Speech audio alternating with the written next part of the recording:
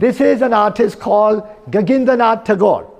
Gagindranath Tagore was the nephew of Rabindranath Tagore. So he was one of the pioneers of Indian art. He was one of the first to take from the rest of the world, absorb it. He was one of the first great social satirists. He was one of the first great artists who sort of commented on certain hypocrisies and double standards of India when no one else was sort of taking that through art. So basically we are then showing the Himalayas and open up this vast world. Okay, and the great photographs from, these were taken at the highest level, 28,000 feet, where a photographer had gone at that stage. This is the Badrinath cave, and these are the great R.R. Bhardwaj, one of the great pioneering pictorialists of photography. Now I assume photography also you're not taught? All right. Do any of you know what those temples are? No? Any of you been to Kashmir? Kaun sa temple hai? Matan. It's one of the great sun temples of India. Any of you? This is Nicholas Roerich. Nicholas Roerich was a great Russian thinker, peace activist, artist, philosopher, explorer, writer, and he came to India and he discovered for the Russians and for his own journey the Himalayas and the great grandeur of the color that the light would bring at different stages of exploring the Himalayas. Swaminathan, the mountain bird tree series, one of India's great artists and colorists. Let's move forward and let's come here. You see this wall? This wall is trying to show in glimpses the relationship between animals, humans, nature, and the cosmos. So it's one of the research categories in one's India Studies framework. And over here, now all of you, any of you been to Ranthambore? Who's been to Ranthambore? Tell me, do you know what this is? What is this? No, it's actually something representing a tiger. If it was a tiger, we wouldn't be here, I don't think. What's the medium? What does it look like to you? A photograph. Okay, who says it looks like a photograph? You all said, put your hands up. Photograph, who says? Put your hands up, you guys. Come on, let me see. It's sketch. Okay. Who thinks it's something else? A sketch maybe? A sketch? How do you think this sketch is made? Charcoal. Charcoal or graphite. Okay, and how? Okay. These were the people who looked after the tigers. They were the Ranthambore School of Artists that was set up. The Ranthambore School of Artists looked after the tigers. Because of their proximity to the tigers, they slowly started painting and drawing the tiger.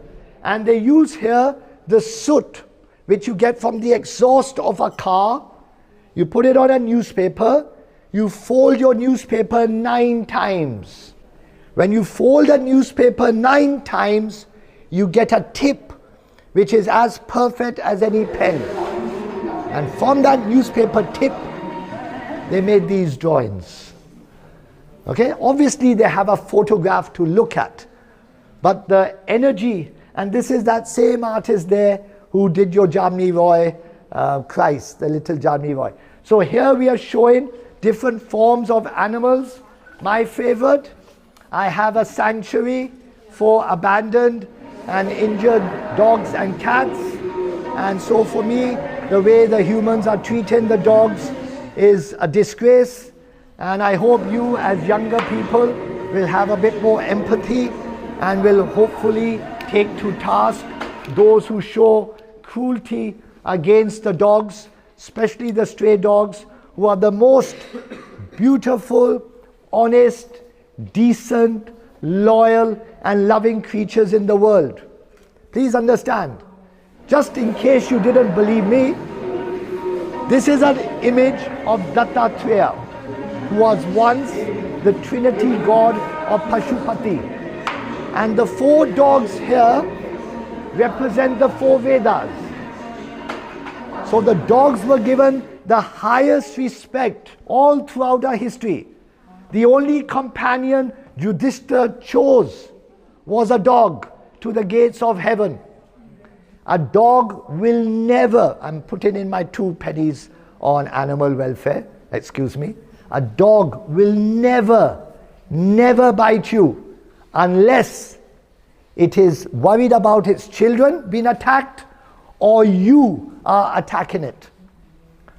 You got more chance of the human next to you biting you than a dog ever biting you. Here you got the explanation.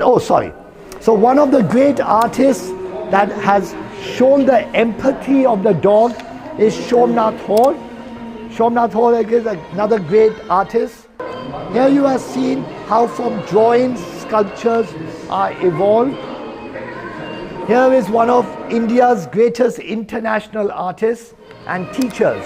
He was the head of the New York School of Art and Printmaking, Krishna Reddy. And he created in the 50s a very unique intaglio process which brought in multiple viscosity processes so that you would have multiple colors move in a very organic way. So all the forms he was trying to express in the 50s were these great organic forms. This is a spider's web, jellyfish, whirlwind, wave, blossoms, tree trunk, germination, all these kind of ideas. Then you've got another great artist who used the folk traditions of India to show his art, Jyoti Bhatt.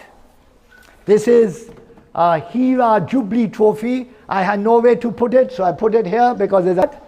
And Munaswamy was one of the great artists of Cholamandal, though he was never allowed in Cholamandal because he had problems with his head panika.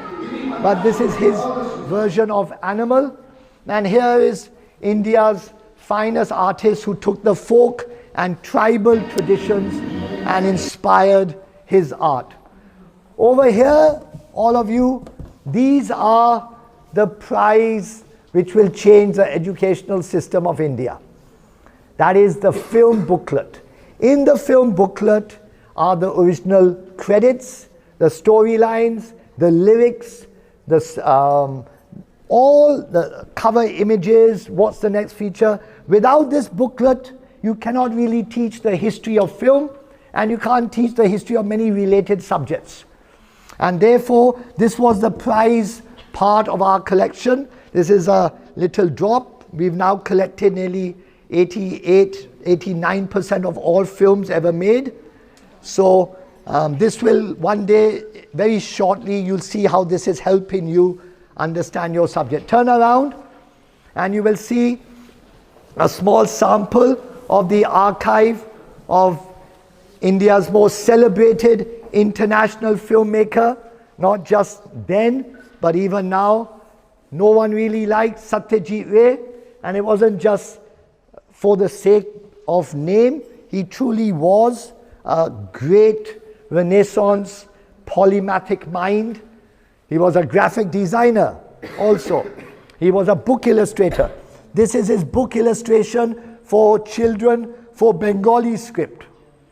He was a writer, he was a filmmaker, cinematographer, he loved music. He had a great relationship with Ravi Shankar.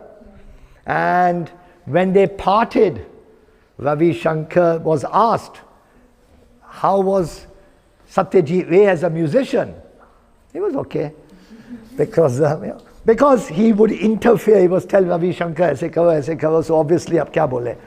So here are some samples of part of the archive, original letters by him, documents, all kinds of different archives which will be accessible to all of you in a few months. So, as I said, understanding different facets of India, whether it's the way to understand her through pilgrimage, whether it's the concept of an Orientalism, where the Westerner wants to see India, whether it's going to an architectural heritage. So that's the change that has to be brought about. And then we come to the greatest energy of India in her creative world, and that is of cinema. So in cinema, there's millions and millions of objects in the world on this subject. We have probably the greatest that the world's seen. We can only give a few samples. And the way we decided, we just gave one introductory wall. We put one photograph, the first photograph of Watson's Hotel, where the first film was shown by the Lumiere brothers when they came to India. And remember, cinema was introduced to India barely 5 months after it was launched in Paris. So India was always in par with the development of cinema. We never gave it that kind of documentary support. We never gave it that intellectual support, educational support, material support. And then as it slowly became a source of entertainment, it was very difficult then to change certain parts. But I'll show you a much deeper. So you've got someone like a Himanshu Rai. Many great entrepreneurs came up, the Madans, Prabhat Studios, Imperial Studios, New Theatres, and he gave rise to Bombay Talkies. Then we are just trying to show one film of the period of the 50s, which was the transformation period of India from a Neador to Avara to Jhansi Ki Rani, one focusing on the divide between rural India and urban India, one focusing as much on the greed of urban India and the imaginative world, one focusing on the past and our struggle to become India and the kind of epic proportions. And then we use the example of one classic film, Pakiza, and different art forms in the material.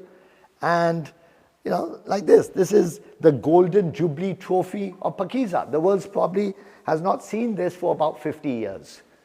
Because, it's lost to humanity in a way. It's not in museums, it's not in anywhere.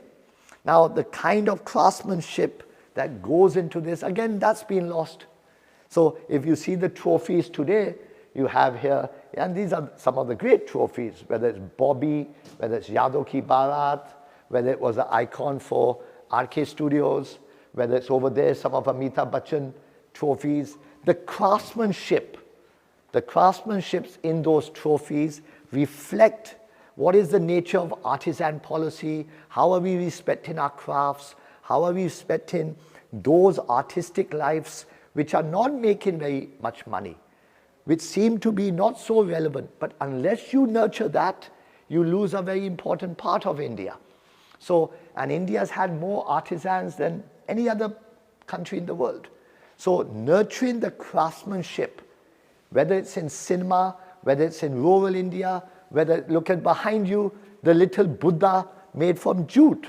Now that kind of Buddha, look at the Buddh Gaya sandalwood work. Look at the small Sanchi stupa. That kind of craftsmanship is gone now. Even if you want to bring it back, you can't, because the families have been destroyed, they've not been nurtured, they've gone to the urban centers, they've lost their livelihood, their sense of community. So all of these questions get taken up. Now, over here is a section with the actual artworks which made the publicity of cinema. People only think of cinema that you watch a film.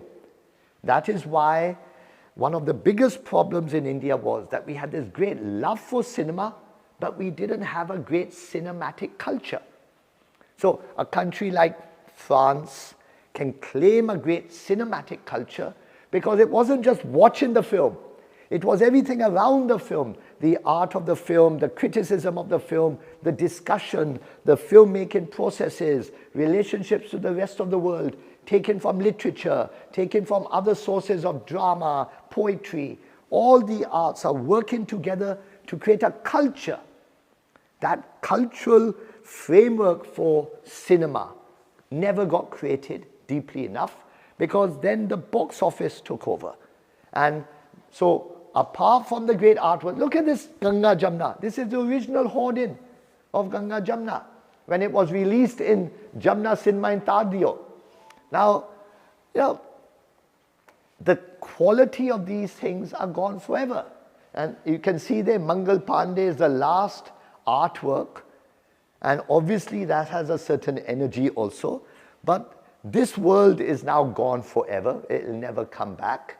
And then we come to another facet of Indian cinema, which was in a way the Jubilee, the concept of the Jubilee, whether it was through a trophy, whether it was through awards of throwing a Jubilee party. We've got beautiful albums on, let's say, Janjeer's 50th Golden Jubilee.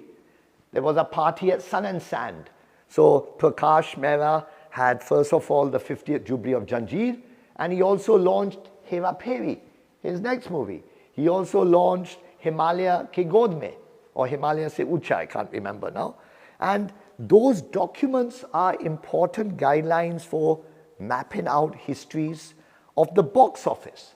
Now, I have purposely compared here two different worlds, the Jubilee Trophy and the film festival catalogue cover, because there are two different worlds that look at cinema very differently. One looked at cinema as an art form, one looked at cinema as an entertainment form first and foremost, and a source of box office receipt. Both of these have existed in India. Both of them have created.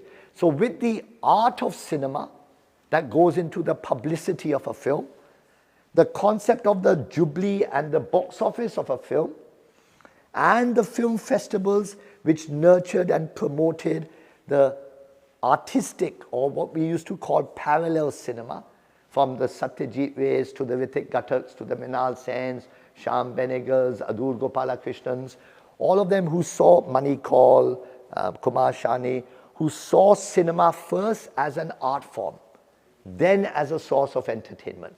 And then the greatest actor, superstar of Indian cinema as an example. So you see an Amar Akbar Anthony, Lavaris, Namak Halal, Diwar. Now, they have their own energy. It resonates with our people. You've got two great icons for RK Studios, even greater tradition. So this together, here's another one, Ram Tevi Ganga Meli. So with the Jubilee concept, with the film festival concept, with the arts of cinema, you have for the first time, trying to put together how a culture gets developed. And then we come to our curiosity cabinets. But before we come to the curiosity cabinets, we come to this framework here. And this is at the heart of our archive. And I've not privileged it in this exhibition. And that is the world of cinema. Not just Indian cinema, but the way the world of cinema and its archives, its scholarship, its documents got created. So whether you start from Thomas Edison to the greatest probably cinematic figure in the world, Charlie Chaplin, to the birth of comedy in Hollywood, so from a Buster Keaton to a Keystone Cops to different facets of comedy. So from the 1900s, 1910s, you then come to the great period where German Expressionism was a very important part of world cinema, because as many great German film directors started leaving Germany because of the changes in the political climate, with Hitler coming to power, Hitler then changing the nature of creative freedoms. So great film directors like Fritz Lang, Joseph von Sternberg, Erich von Stroheim, F.W. Monod, Seisberg, various came to Hollywood and gave Hollywood an absolutely unique flavor. And that scholarship is what we have one of the greatest archives in the world on, and that will be part of the next exhibition, where we will privilege this world. So you can see here, these are the original handbills of Hollywood films released in India, released in the Indian theaters. At that time, Capital Cinema was a big cinema. There were many other, Wellington, there were various films. And then came Regal, Eros, Metro, New Empire, and Liberty finally on the year of independence. So this finishes one part with the curiosity. The curiosity cabinets are very important parts of any great exhibition. It puts very unique little bits and bobs for you to discover for yourself. It's like a child going into a dollhouse and finding beautiful things and playing with them and just having fun. And yet they could be very rare and unique items. So you got here the original booklets on Mughal-e-Azam and Gone with the Wind. The first postcards of Ravi Varma paintings. Various things on how Mughal-e-Azam showed itself. Cinematic chemistry. Raj Kapoor, Nargis albums. The first postcards of Hollywood. Small little things in Chori Chori. Cinematic chemistry. Various bits and bobs. So that's for the public to find and explore themselves. All right, you've got enough for that section now. I think that's too much on cinema. I'm not saying no to that, but the point is the merger of cinema with the other arts. At the end of the day, cinema carries, because of the public interest in cinema, you have to then carry other disciplines which don't have the same interest. Okay, so that's the main objective here, that cinema gives energy so that the fine arts gets integrated, the popular arts, architecture, photography, all of these get a certain role and importance which otherwise they would not get. Okay, so one important part of our research framework for India studies is the animal-human nature cosmic continuum, that there is this underlying thread which unites all living souls, whether it's an animal, whether it's a human species, whether it's the nature of all our flora, fauna, nature, or whether it's the stars and the planets and the cosmos. All of this has a logic and a continuous relationship which doesn't get broken. We may try to dominate one, privilege one, break down one, but at the end of the day, when we understand that linkage, we are much more in harmony with. So one part of this exhibition is the relationship between the fine arts and how they've expressed animals and human nature relationship with animals and nature. So from the great, this is one great example in Ranthambore. Now in Ranthambore is one of the few places in India where both nature reserves, animal reserves and architectural reserves are tackled together. There's no other place really that has that synergy. So Ranthambore, and there's a group of artists who lived and protected the tiger, who then became artists because they understood this is pencil drawing. How? From charcoal. They take charcoal from the soot of a car, from the exhaust pipe. They take a newspaper, fold it 9 times, and from the tip of the newspaper, the drawings are made. So that's the quality of the drawing. Obviously, there's a photograph from which they use, but that again comes back to the craftsmanship of India, that there are thousands and thousands of fine, creative people across our country who don't get the support they need to develop. Then this was just to put perspective that the cat, Jamni Roy's cat. Then the whole concept of Dattatreya, one of the, once upon a time, the god of Pashupati, and it needs to be revived because people, the way they're treating the stray animals today, the dogs and the cats, is absolutely shameful. It's the sign when the human being reaches their lowest level of gatiyapan, that they can't look after the most helpless, the most honest, the most decent and loving of creatures. And the dog has been the oldest companion of human beings. Yudhishthira only took a dog. This is the depiction of Dattatreya. Who are the 4 dogs? They are the 4 Vedas. So from the time of ancient Hindu philosophy, the dog has been respected. And today we have people killing dogs, beaten dogs on the street. It's their home. Now, how do you get across that understanding? Look, you can't force people to love. You can only open their mind and give them opportunities to learn. So art has, Somnath Hall was one of the great artists who depicted the dog in many forms, its helplessness, because he was actually focusing on wounds, the concept of wounds. Human wounds, animal wounds, wound होता है.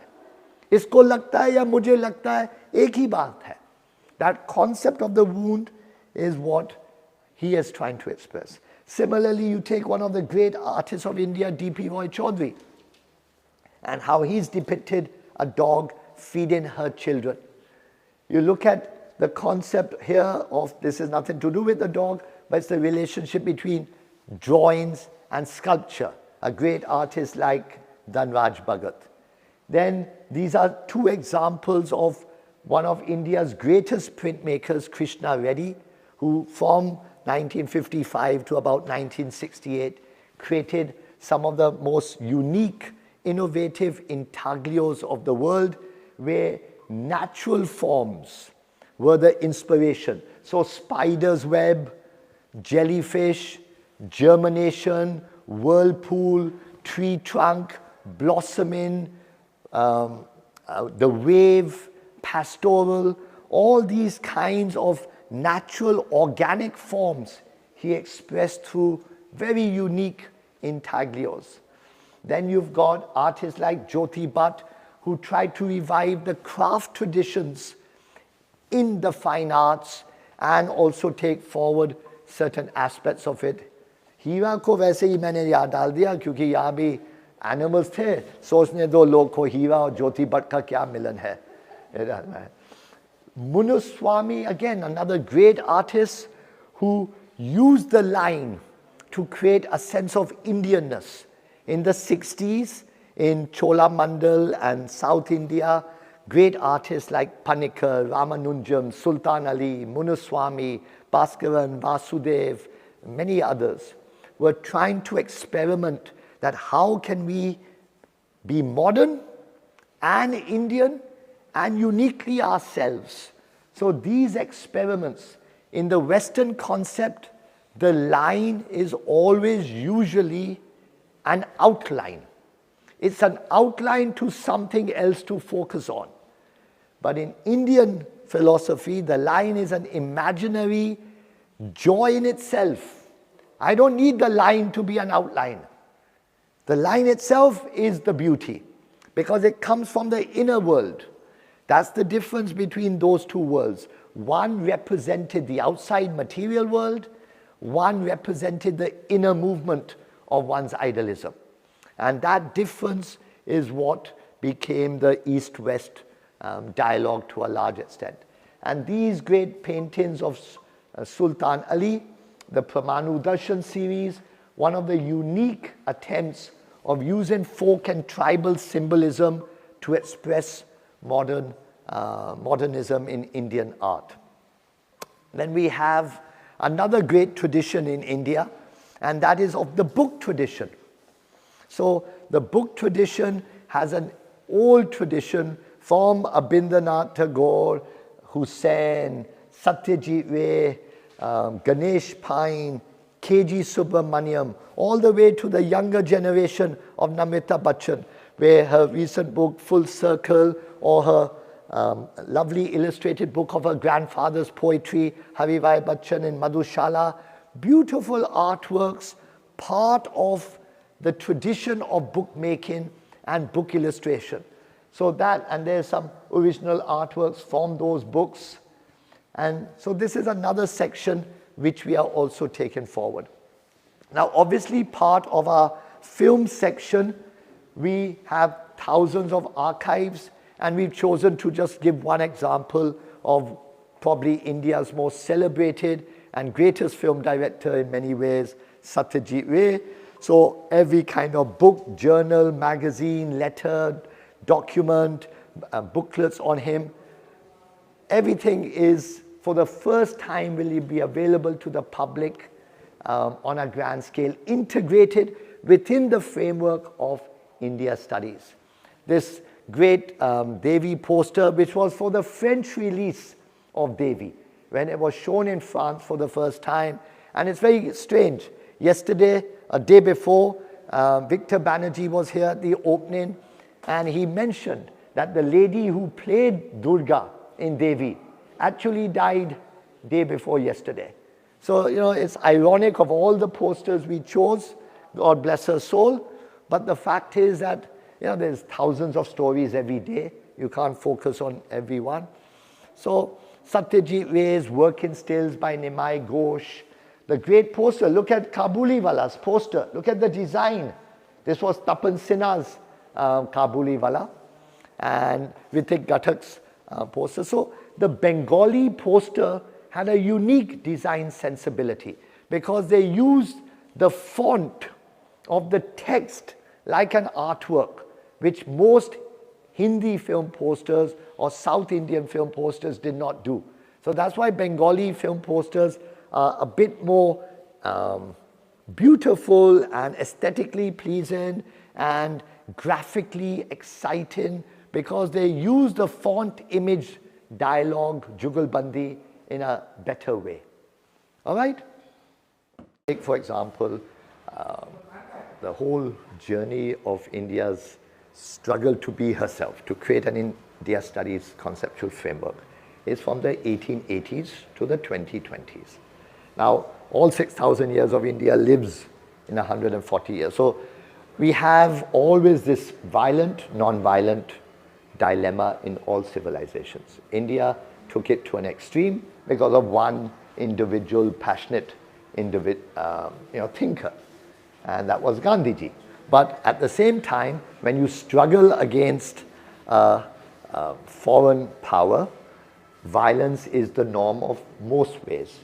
Now, Gandhiji, people think they understand. Our objective is to show, no, you don't. There are many ways to look at even the most established icons of our century.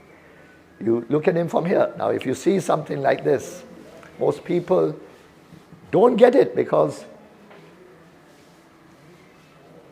in the 1870s, 80s, Hindu mythology was shown in the Calcutta presses in Bengal from Kansari Para, Chor Bagan, Calcutta Art Studio. Look at that. Yamma, Shiva, Makhandaya. Then Ravi Varma press came along. People started copying the Ravi Varma press. And then you see how political propaganda uses myth, uses religion to bring about a relationship and communication with the people. So Gandhiji becomes Shiva, the British Empire becomes Yam, and Makhandaya becomes Bharat Mata. Now, this relationship between the secular and the religious and the struggle for one's identity is always entwined in India. You can't separate it honestly. You can try your best, and it doesn't matter whether it's the most secular-minded person or whether it's someone who has another version. So these things need to be questioned. Everything needs to be re-examined. How do I understand it? How do I make these decisions? How do I know what is the underlying processes? So when you look at a Gandhiji, you got one perspective.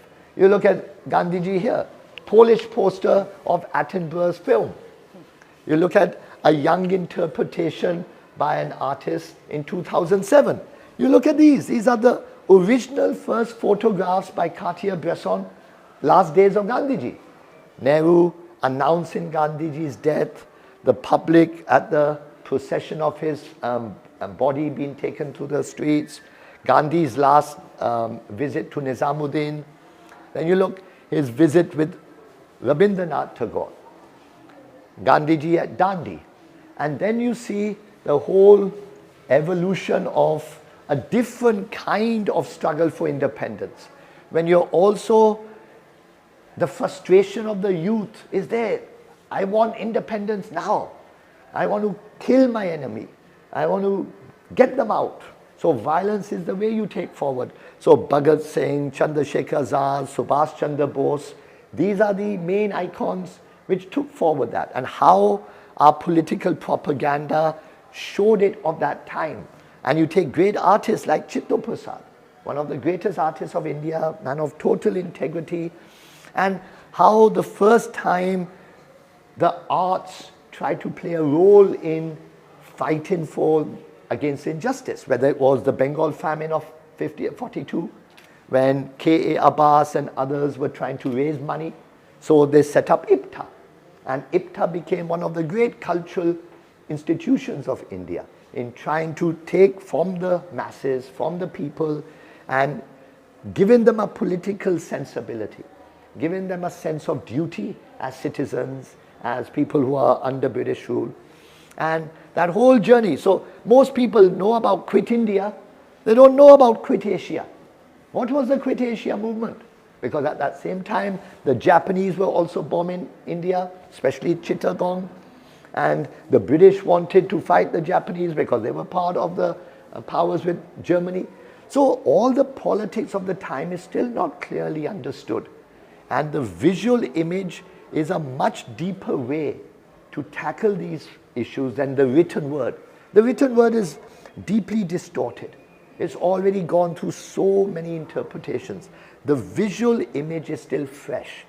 Therefore, the prejudice, the preconceptions are less when you open up an educational framework. And that's what this is about. How do you create the first detailed, world-class conceptual framework for India studies? How do you reach out to all the universities and schools of the world and say, there's not one course, imagine, not one course in the whole world for India studies as a 3-year graduate course. Now why? Because we've never collected a world-class archive. We've never understood the relationship between the image and the text meaningfully. We've brought so many prejudices and preconceptions to the interpretation of India. You can't decide what you want to show about India. She tells you the scale. She tells you the complexity of the diversity. You can't pick and choose what you want to tell. You'll never solve the problem then. So the whole point is, unless you lay it all out in the most grand, neutral, passionate manner, and you need both. You need great objectivity and you need deep passion for being as fair as possible. So you take a simple, look at it, imagine this. One simple 2-ana lithograph. And in that is the whole history of the Congress movement on one way. Every personality of importance, their proximity to Gandhiji, left or right, above or below, were they related to this, were they related to that, in one simple lithograph. Much more exciting for the students to understand this than to be read in boring books with words and words and words. So that energy, today education is facing that problem. It's always faced that problem. How do you excite and inspire the youth? It's not simply, you can't teach anymore. You have to lead them to a self-discovery. You have to lead them to an inner sense of awareness. How someone's identity is molded is the choice of the individual. That choice can only be fulfilled if self-discovery is the main mode of education rather than teaching or even learning, or even the more fashionable word, mentoring. What is mentoring or learning? You have to give them a vision. You have to give them guidance. You have to give them all the raw materials. You can't just tell them something. So the heart of our educational problem today is this lack of access to the great, meaningful visual documents that make the last 200 years of India. That's what we are trying to now give. So this is one small part, part one. Now you take part two. Now from here we can go in two directions. You come here and see this way. Okay? So when you come from there, you have two ways of looking at it. You can look at, one way is to see it from the point of travel. Let them also be, they're part of the audience now. Okay. You see from there, please. Okay. They are part of the travel, or you can go deeper into the political responsibilities, the social responsibilities of the creative mind. So let's say we take this path and we come to how you discover India. How did India want herself to be understood? It's a very important way, that how did we come to know what is India? Who is she? How do we study her? How do we explore her? How do we visit her? Where do we place the emphasis? What do we ignore? What do we not ignore? So all throughout first travel was basically about pilgrimage. We would go to a Palitana, we would go to a Bodh Gaya, we would go to a Nalanda, we would go to a Banaras, we would go to Brahmeshwaram, we would go to Palni, Tiruvallalai, lots of places, Sharangam, that's there. So the whole concept of pilgrimage, and then pilgrimage suddenly gets a boost when the first railways come about. So because of railways, you can travel further, and because of that, you want to promote, आइए, Sharangam के पास आइए, या Allahabad आइए, या Banaras आइए, या Mathura आइए. So these posters were created by a great artist called M.V. Durandar.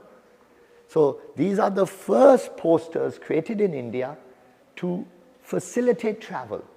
And you notice that in the 1920s, it is going to the holy sites. And in this case I've given you Sharangam, but I can only show in this exhibition one sample of the thousands that we have built up. So you have on, as I said, Mathura, you have on Allahabad, you have on Palni, you have on Rameshwaram, Tiruvannamalai, and so on. Okay? Then you had the other way of looking at India. She was part of the Orient. So the Orient had, obviously today it's seen with a great kind of prejudice because of certain perspectives of post-colonial studies. Edward Said's Orientalism in 78 changed that perspective to a large extent. And as a result, you can see the kind of design tropes that are used. So you can see the turban, you can see the Chinese and the Japanese haircuts, you can see the elephant, you can see the Vietnamese topi, you can see other parts. So even though this is a great piece of design, we bring our post-colonial attitude that it's about Orientalism. And as a result, we undermine it as a piece of graphic design and as a piece of history. It's part of the journey. Whether you agree, disagree, is neither here nor there. Respect it as part of one piece of the jigsaw. Contextualize it with another piece. Look at it here. Here's another example. Now they started choosing particular monuments. So in this case, it's Chhatar Manzir. It could be Bodh Gaya. It could be so many other monuments that were chosen in Jaipur, in Udaipur, in hundreds of parts of India. Now you see how a poster is designed. And you look here and you see the actual photograph from which a poster is taken, its designs. So these original photographs, in this case by V. Pont. क्या हो गया यार? Why are you so, let it be. Whether it is the pilgrimage framework, whether it is the concept of the Orient, whether it is using the monument as the focus, or in this case, you can actually interpret what are they trying to present about India. Look at the monuments chosen. Look at the way they are presented as a design facet. You got the Taj Mahal, you got the Qutub Minar, you got Buland Darwaza. So you got three traditionally coming from an Indian Islamic background. You got Shravan Bagola, Indian Jain background. You got Sanchi, Indian Buddhist background. And in the corner you have Jodhpur Fort, so a Hindu background. So you are creating an idea of India where you want to represent a secularism, but that secularism is so biased that it creates the kind of issues we are facing today. And if you understood that when you express any idea, the point is to do it fairly. When you compensate excessively, when you try to give positive discrimination, when you try to, and that's also understandable in many ways, because the majority always tries to protect the minority. And that's only as long as the majority is humble, the majority understands that there will be other facets which you can't talk about. But this was the kind of secularism which is depicted in this poster. So what this is trying to say is that the visual speaks at many levels if you know how to interpret it. But because we haven't learnt the way to interpret the visual, we are facing the problem where everything is text, everything demands. For example, people complain, why no captions? No captions because we want you to look at the visual. There may be other practical reasons there's no captions. But the bottom line is, for 10 years, I've never worried about captions. Okay, I handed over to someone else to do, knowing that basically most of them will never do it properly. Because the image is not being read by the public. And therefore, the image and the visual is not part of our educational system in any meaningful way as a source of knowledge. It simply is a complement to the text. And that's one of the biggest problems facing education and academia. And this exhibition is showing that that can change radically.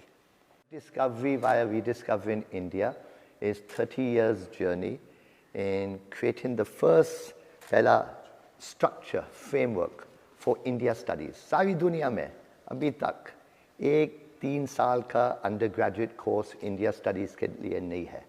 तो हम 30 साल से कोशिश कर रहे हैं कि वैसा प्लेटफॉर्म बनाया जाए, कैसे बनाया जाए, from the arts, cinema, architecture, political sciences, social sciences, all the visual arts, उसमें वो जो energy है, आप देखो, whether it's a film poster, whether it's the fine arts of great artists, whether it's political propaganda, whether it's travel posters, whether it's architectural monuments, whether it's to do with science fiction, mystery, we've created a unique framework.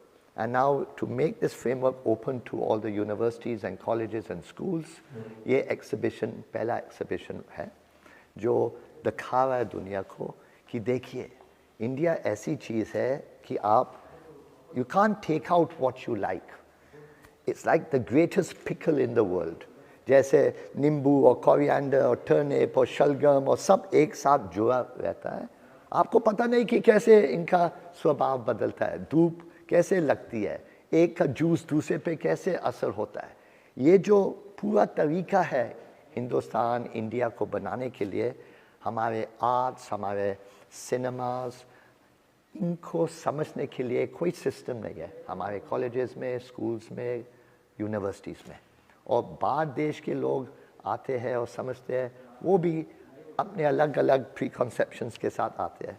तो ये exhibition उसको सब उल्टा कर देता है कि देखिए क्या क्या है, इनका डायलॉग कैसे चलता है. What's the relationship between a golden jubilee award and a poster and an artwork and a book, a journal, a magazine, the dialogues, the discourses, the political events, the history.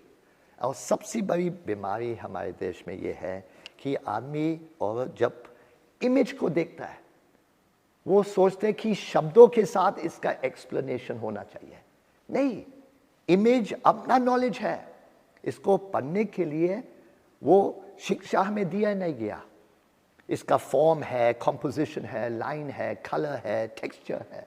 इसको समझने के लिए schools ने कोई ज़्यादा कोशिश नहीं किया.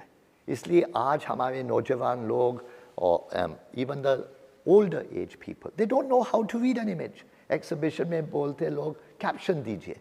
कैप्शन क्यों दे? आपको पता है ये क्या बोल रहा है, अपने आप नज़र आता है. और नहीं नज़र आता है तो कोशिश कीजिए समझने के लिए.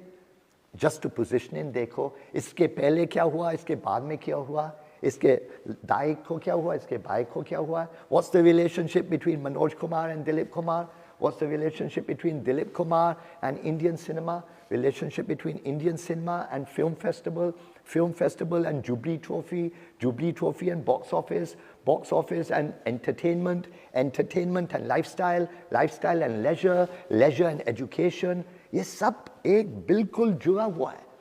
लेकिन हमारा इकोनॉमिक एजुकेशनल सिस्टम इसको तोड़ के समझाते हैं हमें, और ये तोड़ने में सारा जो रस होता है निकल जाता है.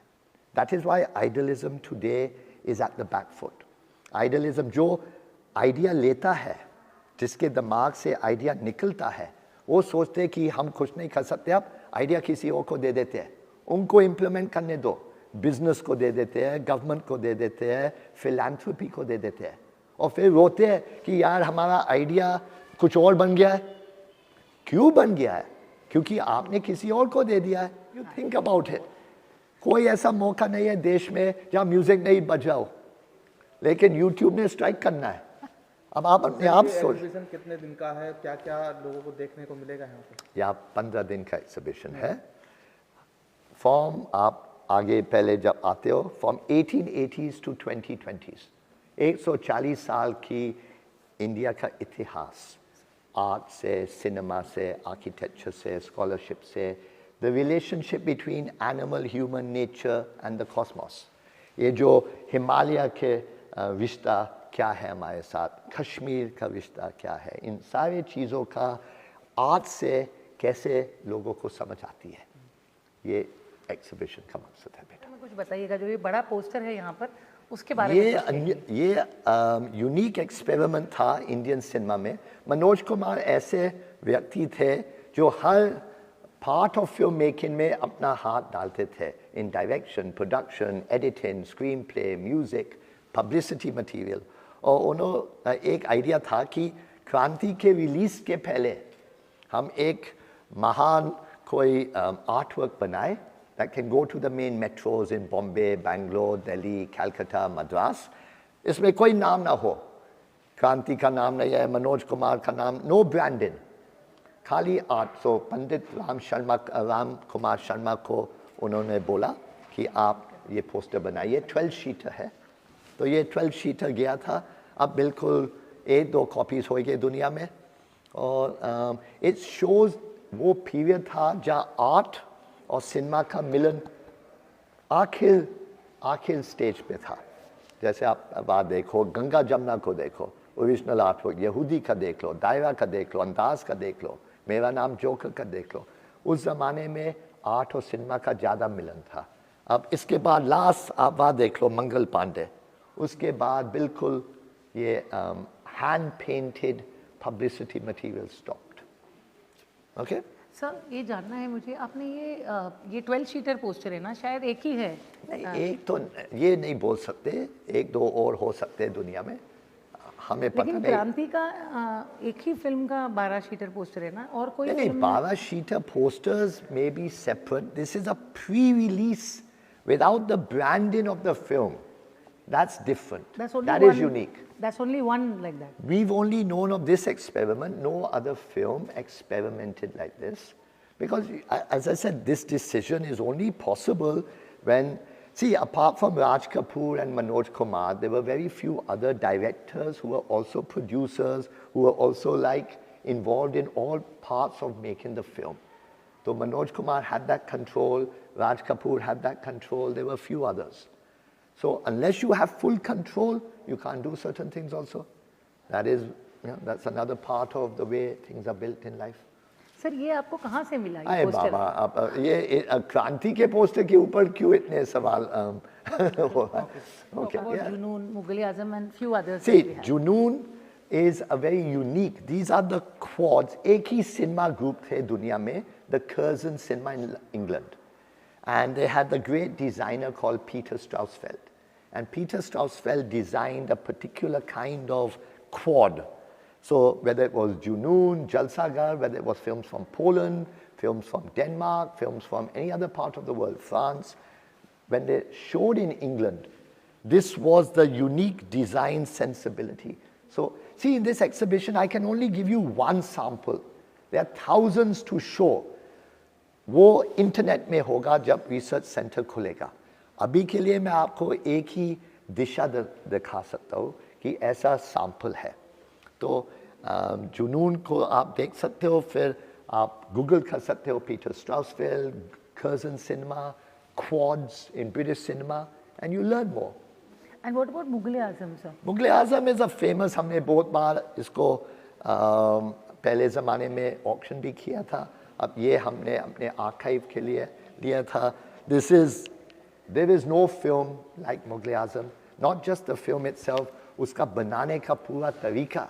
एक बंदा के आसिफ, if you notice, 15 साल उसको लगे. He took the first cover of Film India in 1945 when Chandra Mohan and Nargis were the stars. 15 साल के बाद उसने 10 covers लिए. वो जो जुनून और पैशन उसमें था. और that's why for us K. Asif is an important factor, because her Hindustani, her Indian में एक मुगल आजम बैठा हुआ है. लेकिन वो मुगल आजम को निकालने के लिए जो stamina, love, passion, money, opportunity, energy is required, वो नहीं मिल रहा है लोगों का सपोर्ट. तो वो सपोर्ट हम कोशिश करेंगे कि ये रिसर्च सेंटर से थोड़ा सा सपोर्ट मिले कि हर आदमी का मुगल आजम